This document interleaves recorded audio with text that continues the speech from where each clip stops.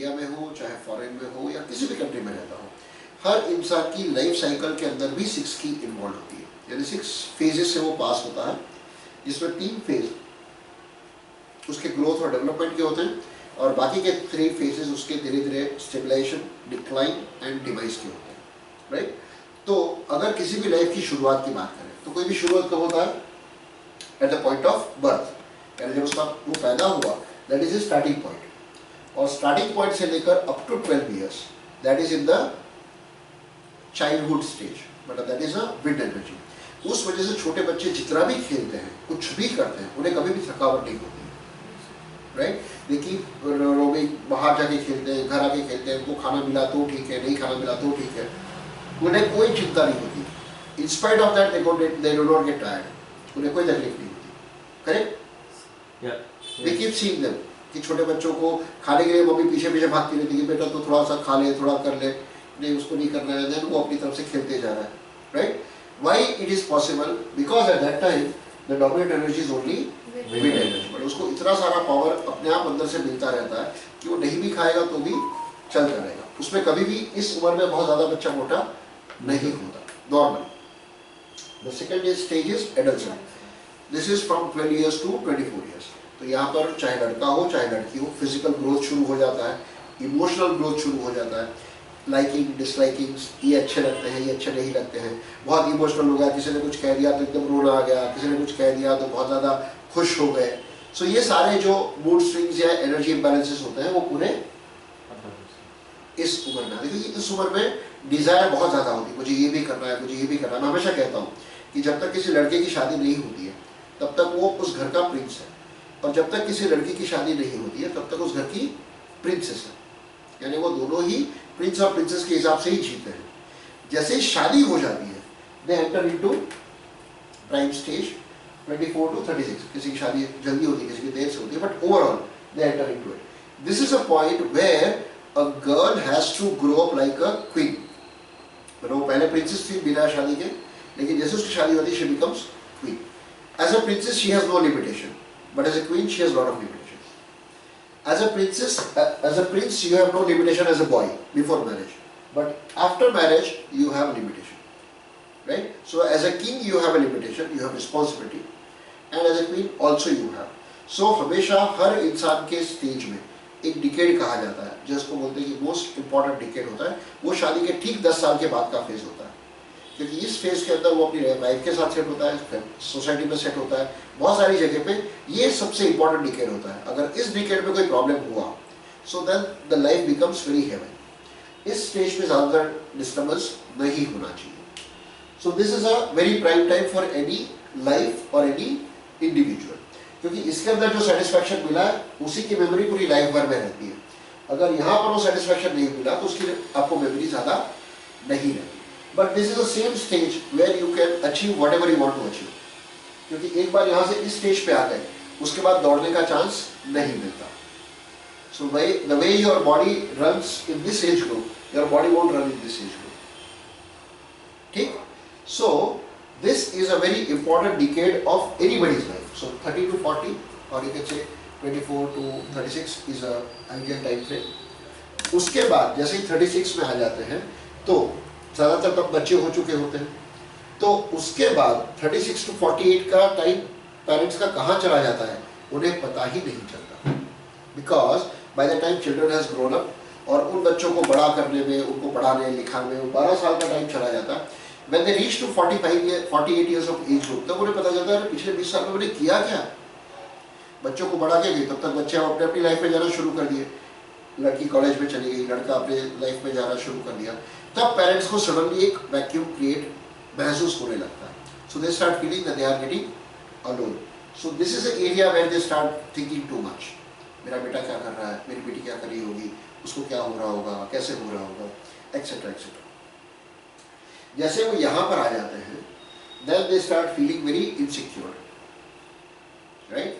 48 to 60 years के age group में ज़्यादातर जो मेल है वो लोग रिटायरमेंट की एज की तरफ आते हैं, और जो फीमेल होती है उनके वहाँ बहू आने की शुरुआत हो जाती है, मतलब बहू आने का टाइम हो जाता है, correct. So what they feel very uncomfortable is कि जब वो बहू बनकर घर में आए थे तब उनको बहुत कुछ करना था, उनको अपने हस्बैंड के साथ बाहर जाना था, घर में चेंजेस करने थे, घर में बहुत सारा फर्नीचर चेंज करना था, बहुत सारी चीज़ें करनी थी, लेकिन उनकी सास ने उनको नहीं करने दिया, राइट। अब जब वो सास बन जाती है, अब ये चाहती है कि मेरी बहू भी वो सब नहीं करना जो मुझे नहीं करने को मिला,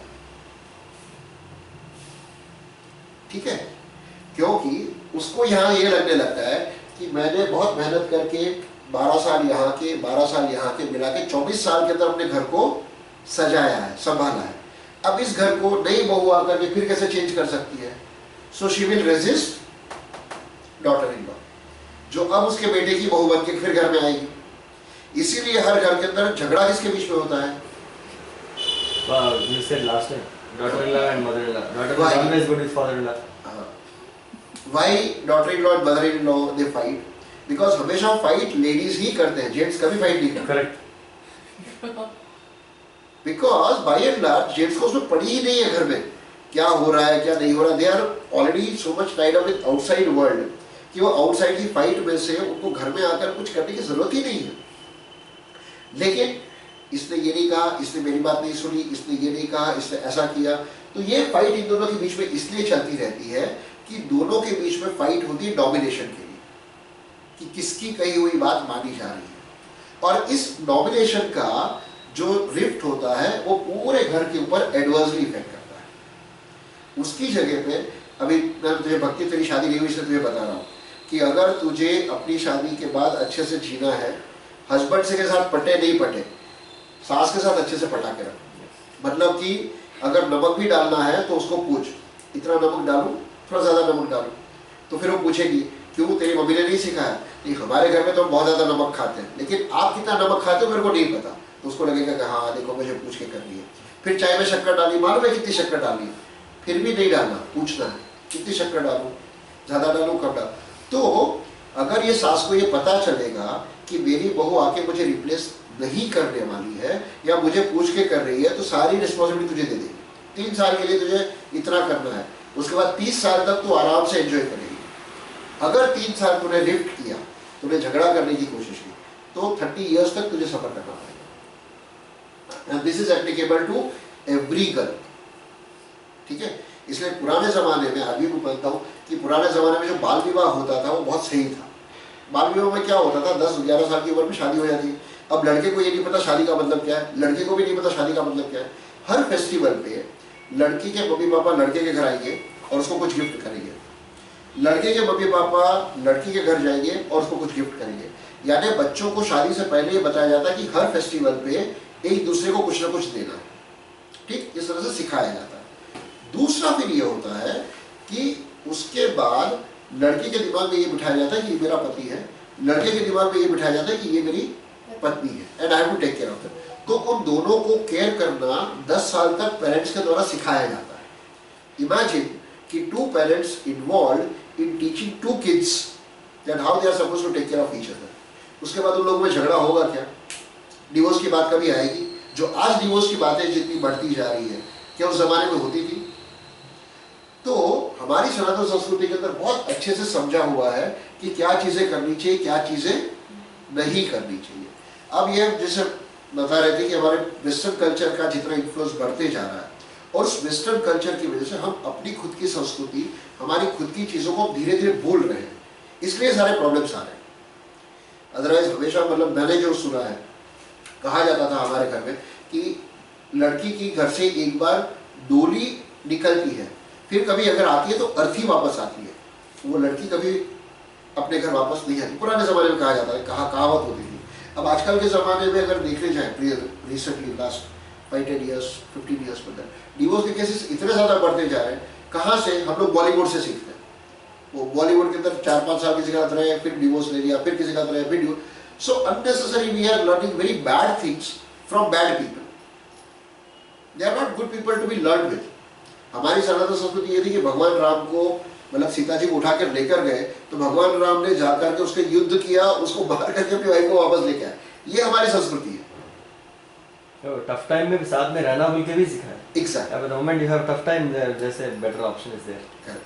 So what I'm trying to say is कि हमारे मतलब जो एज ग्रुप वाइज अगर हम देखे जाए, तो लाइफ साइकिल के अंदर this is your childhood is your growing stage, I mean childhood, then growth stage, adolescent age, maturity, then this is your we call as prosperity. इस उम्र में आदमी पैसा कमाता है, बच्चों को कमाता है, नाम फेम सब कुछ कमाता है, और फिर इस उम्र में आकर के ही इज ट्राइंग टू रिटायर. अगर मेल है तो रिटायर होता है, और कुछ हद तक देखें तो सास भी एक्चुअली रिटायर हो जाती है, क्योंकि बहू आ गई है तो बहू सारा काम करेगी तो धीरे धीरे शी शुड रिटायर. लेकिन वो उसको काम करने का मतलब इंटरफेरेंस करने का इतना शौक होता है जिसकी वजह से कहीं ना कहीं वो कन्फ्रंटेशन क्रिएट हो जाती है. And finally it leads to, फिर एक टाइम ऐसा होता है कि 10-12 साल अच्छा झगड़ने के बाद उसको पता चलता है कुछ नहीं होने वाला, मेरा बेटा मेरी बात नहीं सुनेगा, मेरी बहू मेरी बात नहीं सुनेगी. फिर उनके पास विजडम आती है, फिर बोलते चलो ठीक है तुमको जो करना है करो, हम लोग अपनी तरफ से. उसके बाद वो ओल्ड एज में आ जाते हैं. लेकिन इस उम्र से इस उम्र तक आने के बीच में जितना झगड़ा कर सकते हैं पूरा अच्छे से कर लेते हैं. लेकिन अगर उसको अवॉइड करना है तो वो ये नहीं कर सकती, वो ये कर सकती. यानी जो नया आया है that is becoming sense of insecurity. उनके उम्र के हिसाब से तो वो ऑलरेडी अपनी उम्र जी चुके हैं.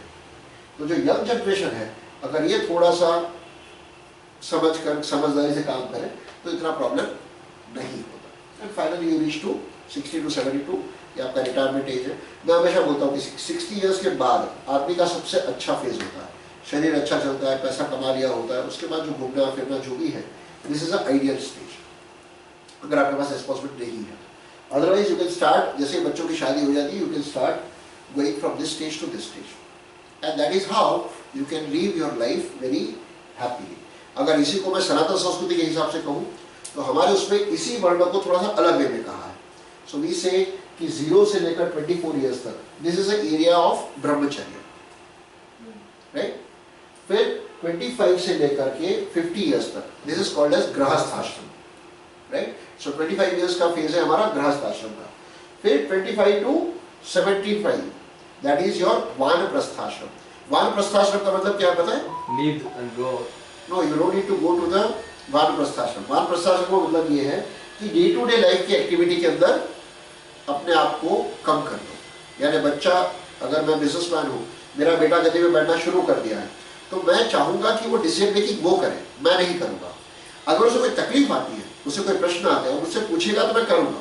सो I will be going to the shop, I will be sitting along with, I will make sure that he does not make a mistake, but I will not pin point यही कर, यही मत कर, ऐसा मत कर. That is not to be done once you are entering into Vanaprasthashram. That is after 50 till 75 you are not supposed to do it. And then you are working more as a guide. कोई पूछने आता है, family level पे पूछने आता है, social level पे पूछने आता है, कम्युनिटी लेवल पे पूछने आता है, तो you can guide him. The moment you reach 75 years of age group, that means now it is a time for you to संन्यास आश्रम. Means अब दुनिया में क्या चल रहा है, घर में क्या चल रहा है, कौन क्या कर रहा है, उसके बारे में आपको ज़्यादा नहीं सोचना चाहिए. अब उनको उनकी ज़िंदगी जीने दो और आप अपनी जो लाइफ है उसको ऊपर वाले के साथ कनेक्ट करने में लगा दो. So now you start devoting your time and energy to get connected to him. ठीक, 75 साल में आपने सब कुछ जो देखना था सब कुछ देख लिया. अब लास्ट जो 25 ईयर्स बचे हैं, that time you should go and get connected to God. That is how our life cycle in brahmacharya ashram, grahastha ashram, vanaprastha ashram, sannyas ashram has been defined. It's the same cycle, it's the same energy in a different perspective. Understood? Okay, next.